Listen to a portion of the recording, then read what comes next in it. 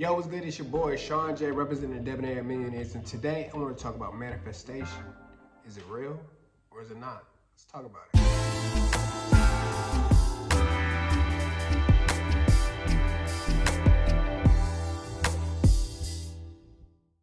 Okay, so let me start off like this. All right, so I know you heard of that movie or the book, The Secret, right?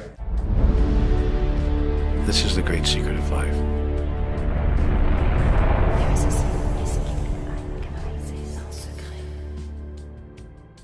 Yeah, we all heard of that bullshit. All right, so let me tell you a little story about that before I get into manifesting, right?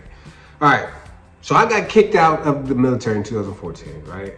2014, kicked out. I got 2 kids. My child support at the time was $1,200, and I couldn't find a job for shit.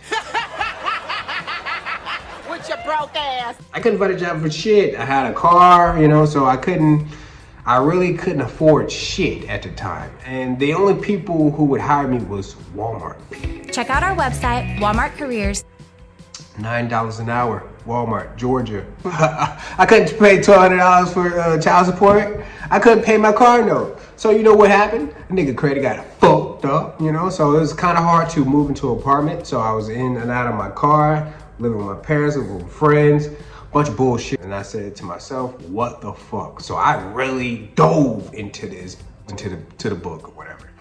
And I really, listened to the stories, and I was like, yeah, all you gotta do is think about it, it'll come to you. I was really like, every day I was like, every day, yeah, bro. It was like every day for, I think it was a year, you know what I'm saying? And then the thing I was trying to manifest at the time was, I don't know if you ever heard of public clearinghousing.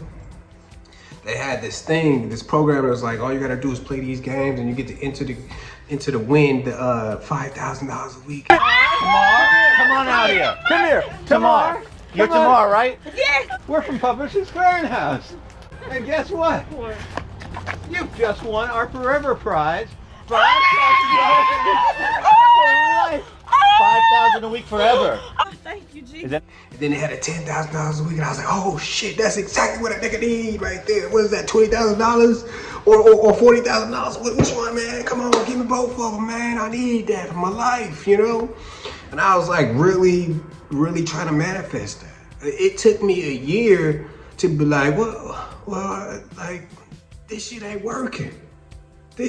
Me just sitting here thinking about this while working at Walmart ain't really working, It never really worked. Man, during also that time, I also got into college, and because, the military pays for your college or whatever, and they give you an extra $1,500, right?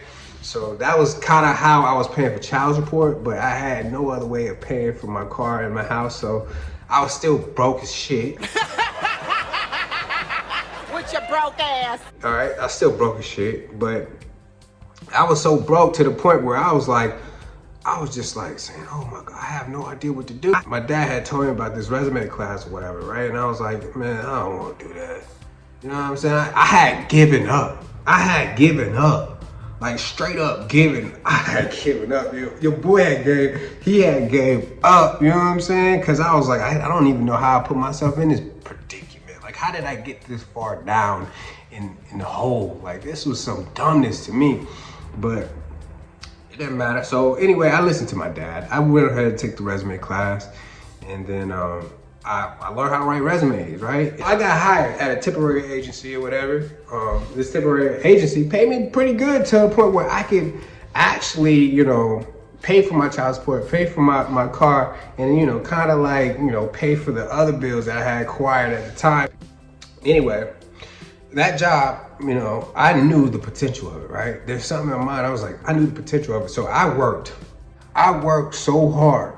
Like, I worked every day. I stayed after for free. I went in early than everybody else. It was something that clicked off in my head. I was like, man, I gotta do this. You know what I'm saying? I gotta show and prove to these people because I need this temporary position to become permanent.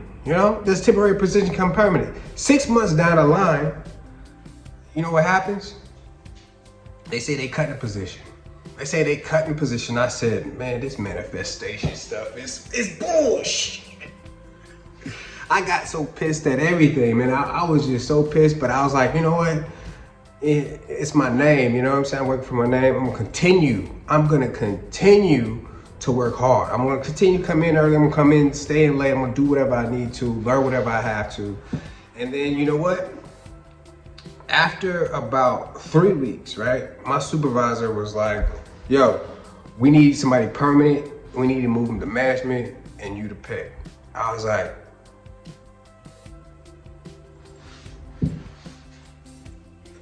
now, with that being said, I want you to think about this. Like, what's the difference between those two stories, right? Why didn't I win the public clearinghouse? You know what I'm saying? I was just thinking about that thing every day, you know what I'm saying? I was doing whatever I could. And then I get this job and I'm wishing for just for it to be permanent, and you know, I get a promotion while being permanent. What's the difference in those two stories? I'll tell you the difference. The difference is what I thought could happen and what I believe that would happen. You know what I'm saying? What I mean by that is that the public clearinghouse is something that I thought could happen, you know?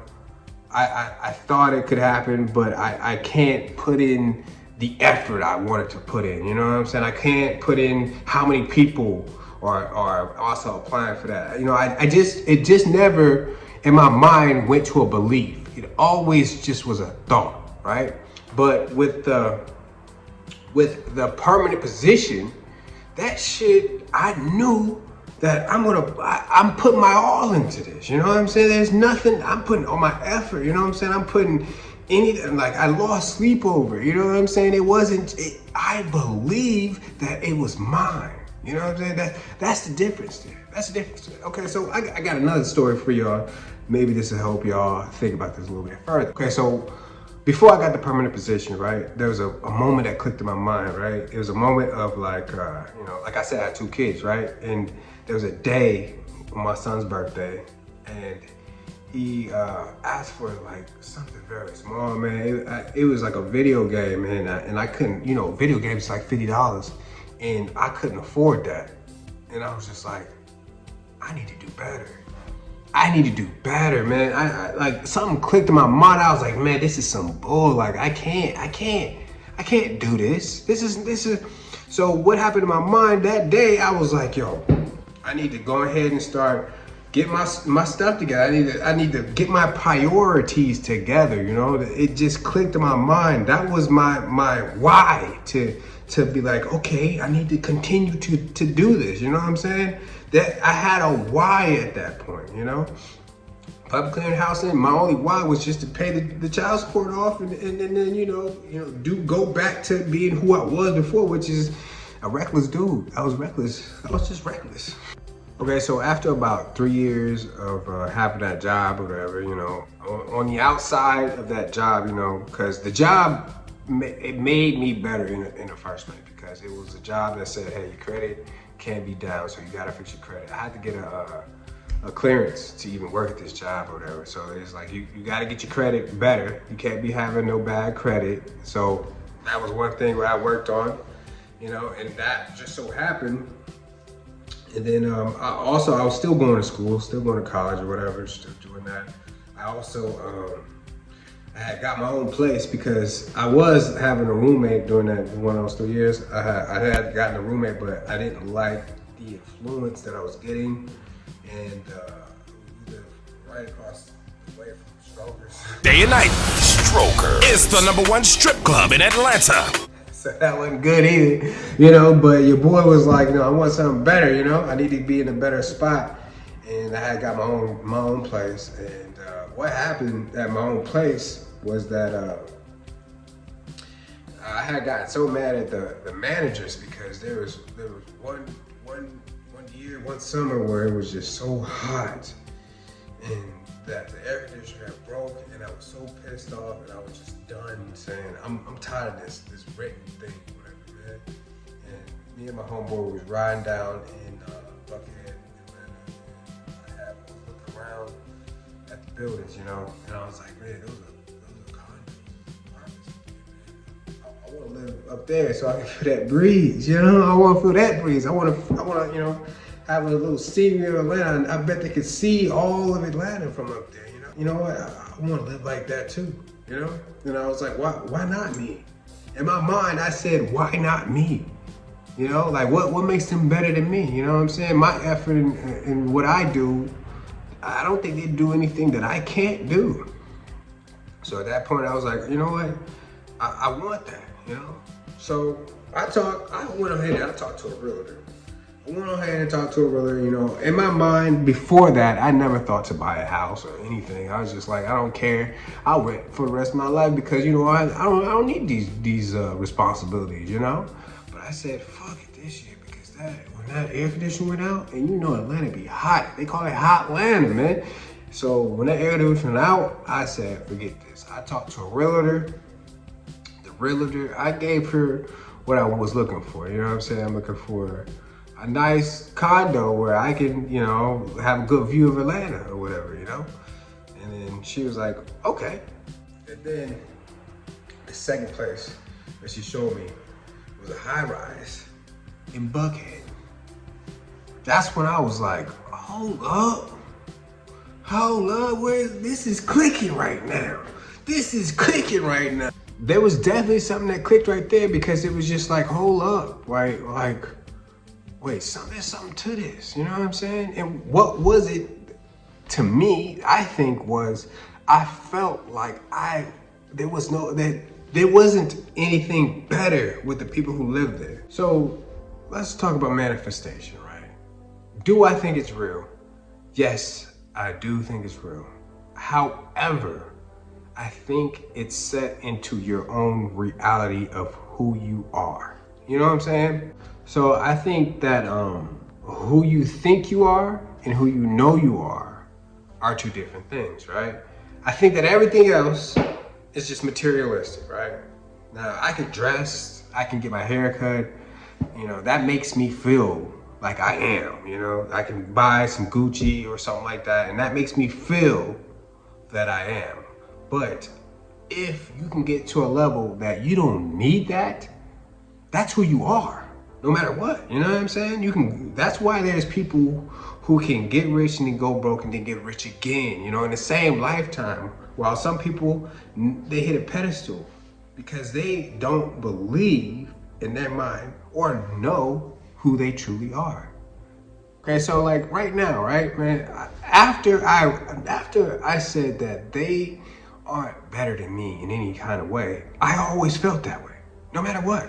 Now today, let me show you all right now. I live in a penthouse. I live in Germany right now.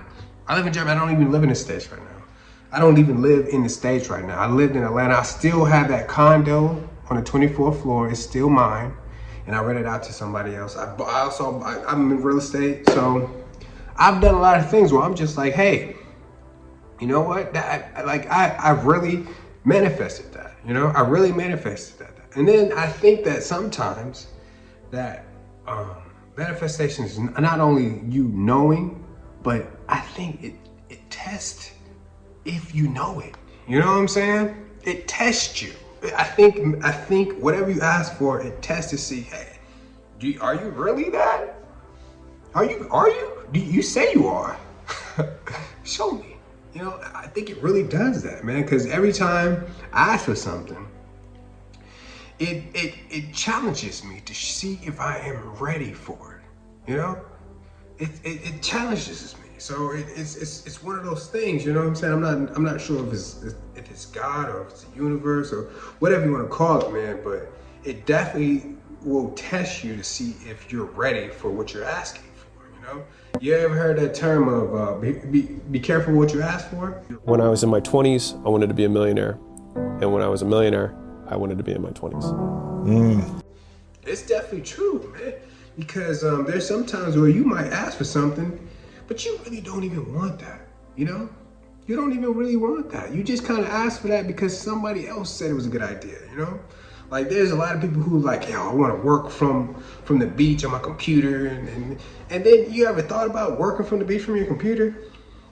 that shit is miserable. You can't even see the monitor. Like your screen don't get bright enough. Then you get sand on the damn computer. You drink, you can't even get to drink. You want to drink, but you know how hard it is to drink and work at the same time, be productive at the same time? It's just not that fun, And then you really have to keep your mind on managing your time, So like people say they want that because it looks like a great life, but some people really don't want that, but they think they do because somebody made it look that great of a life, right?